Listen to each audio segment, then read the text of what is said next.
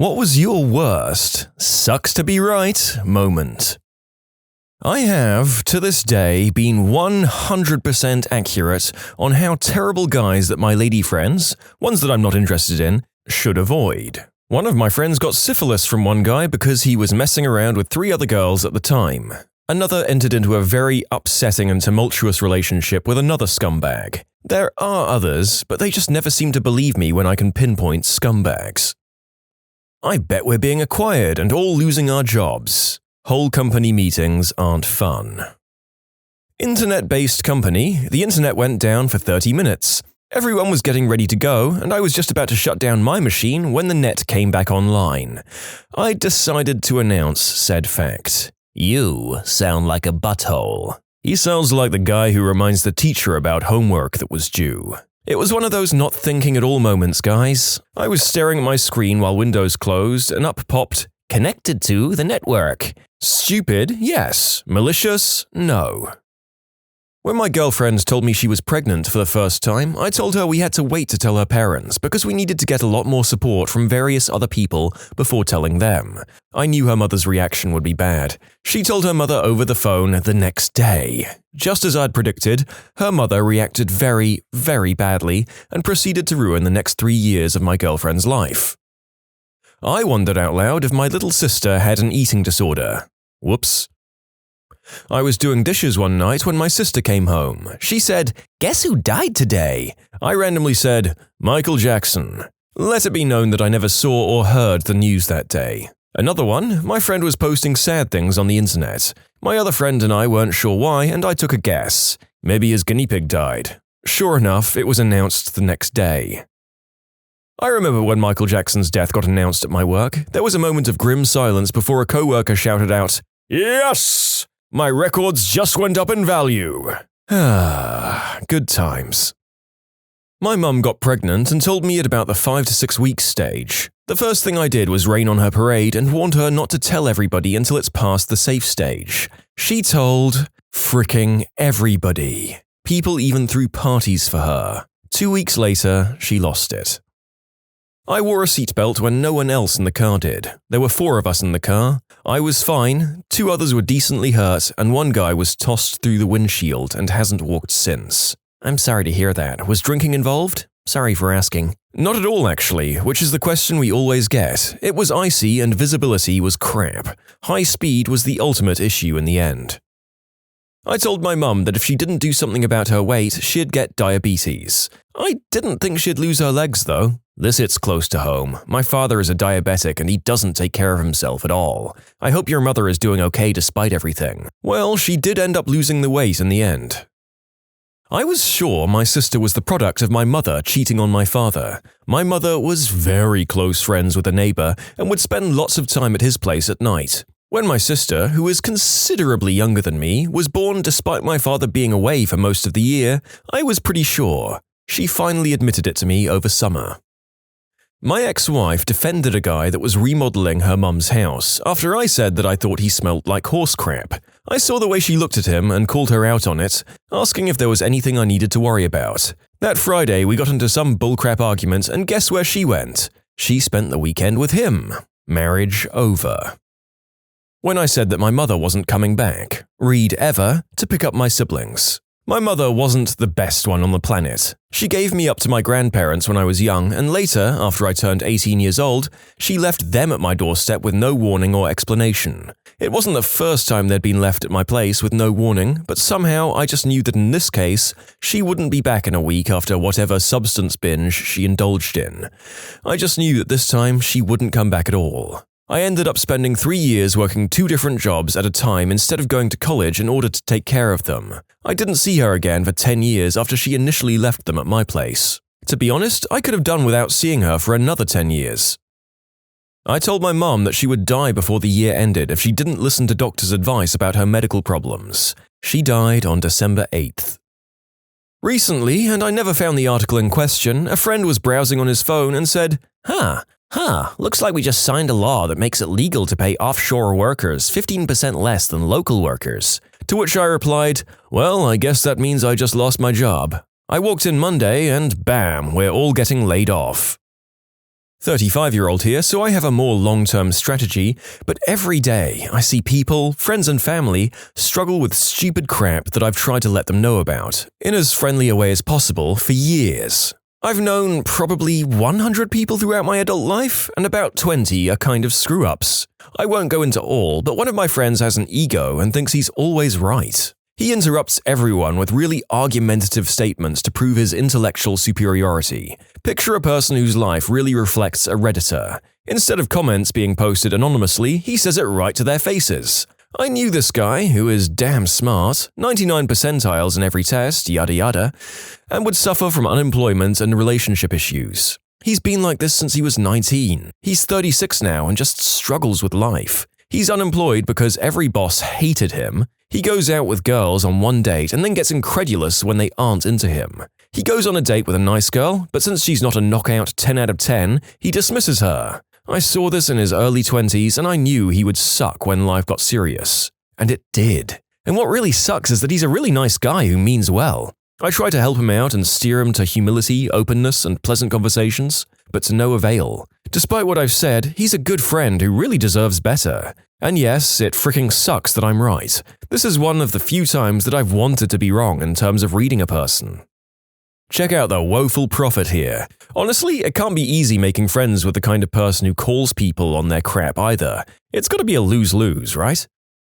I thought my ex was cheating on me, and well darn, I was right. Same. My girlfriend and I worked together at a bar. Sunday we were working and she's flirting with a wine rep. I called her out on it and she tells me to calm down. Wednesday, I get off work and she didn't come home until 3:30 a.m. I found out she was out with the same wine rep all night. Yesterday, I broke up with her. It sucks to be right. She was later fired for being too drunk at work on a Sunday. Bullet dodged. When I was in high school, I thought my secret crush was a person playing a prank. Oh, right in the nostalgicals. When my ex-wife was acting strangely after a year clean, I found Lortabs and Vicodin in her purse.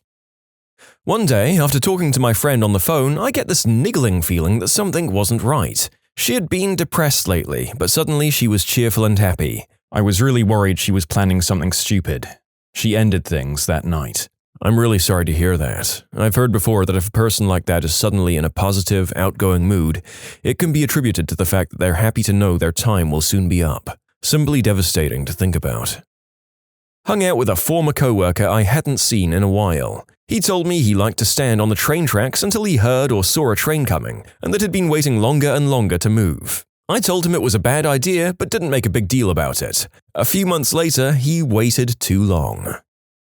My mum was a severe alcoholic who also happened to tend bar. About 6 years before she passed, she started to have seizures while in withdrawal. Electrolyte imbalance in my best guess. She had one on a concrete floor and it fractured her L2 and L3 vertebra. When this happened, she gave up on life. She lived with her father, laid in bed 22 hours a day, and tried to fight for SSD. She put on a lot of weight. I tried and tried to pull her out of this hike she had created for herself. I offered to take or pay for classes with her, tried to involve her with my social life, my wedding planning and the like, to no avail. Always an excuse. Suddenly, she was in contact with a guy from her past.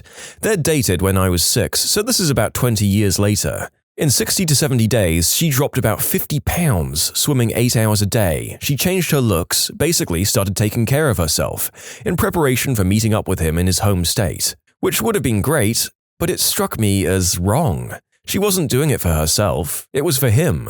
She was supposed to go for 15 days, but she kept delaying coming back. So much so that she missed my wedding. When she came back, she showed up at my place with a celebratory bottle of champagne. I refused to drink it with her, as the doctors told her 6 years ago, "You either keep drinking to avoid the seizures or go cold turkey." I am not an enabler. This started off as a conversation that led to me expressing my fears. She went atomic on me and left. Off to Florida, into the arms of this guy. She was with him for 2.5 months, then had a seizure, came home, and died. And I am so freaking mad at her. I can barely think about her without my throat closing up. The worst part is, after she died, everyone who cared tells me they could see it coming. Really? Really? Why didn't you say something? Maybe if you all had, she might have screamed, yelled, or even cut you out of her life, but at least she might be here. That and my brother and sister telling me they drank with her. In conclusion, I told my mum I was afraid of what might happen if and when her relationship didn't work out,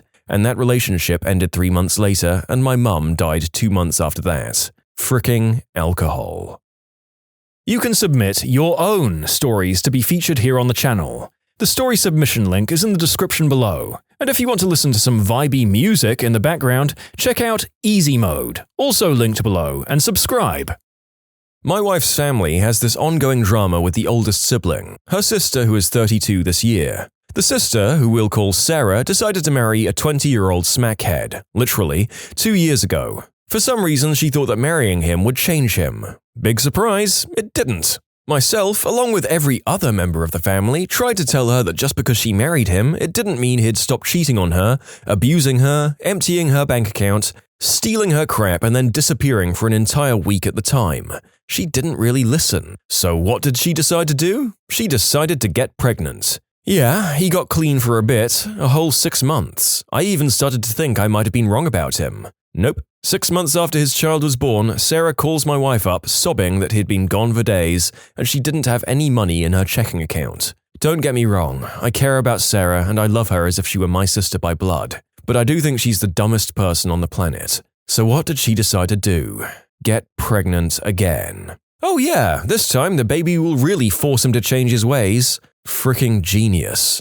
Now, before anyone says that we should have done more to help her, you don't know the whole story. It's literally worse than any of the worst Lifetime channel stories about battered women.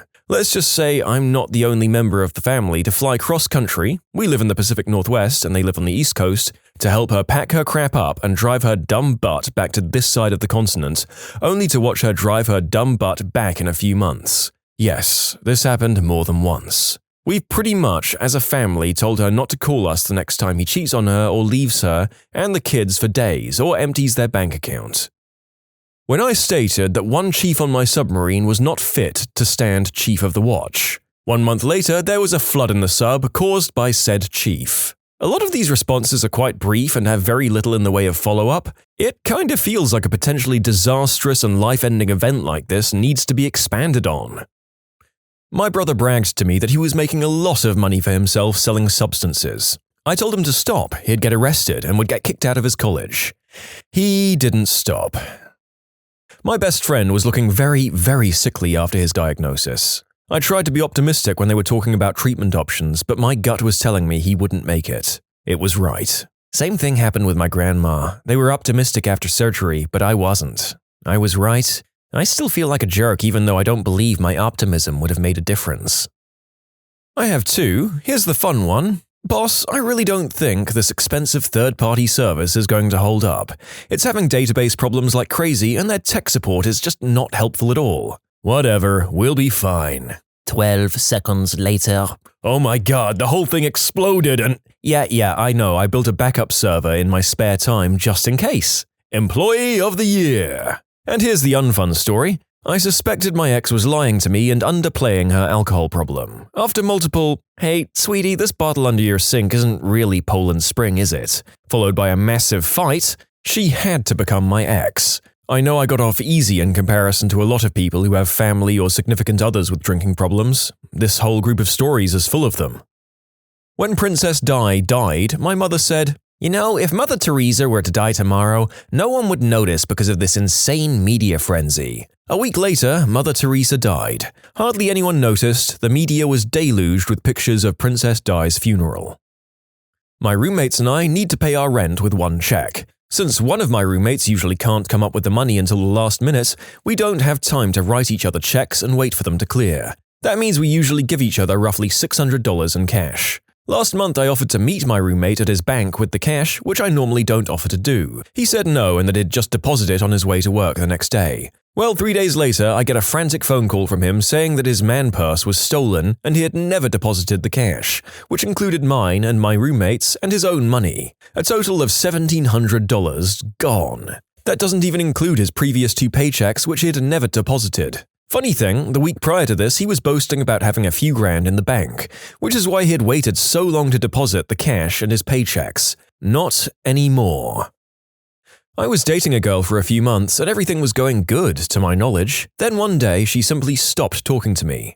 Last conversation consisted of, I'm going to the movies with some friends tonight. All right, well, let's do something this weekend. Okay, I love you. That was the last time I talked to her in over 9 months. She never answered a phone call, text message, or anything, and completely deleted me out of her life. There was no real breakup. 9 months later, I started thinking, oh crap, what if I got her pregnant and she bailed on me? So I got on Facebook to try and see if there were preggo pictures or baby pictures. Nothing. Completely private profile. I friend request her. She actually accepts, to my surprise. I browse through the pictures and see nothing. She messages me and asks if we can get together. We meet up and I ask her what the heck happened. She said that she got pregnant, freaked out, and bailed on me. She then went to a clinic so she wouldn't have to have the baby. I still can't talk to her to this day.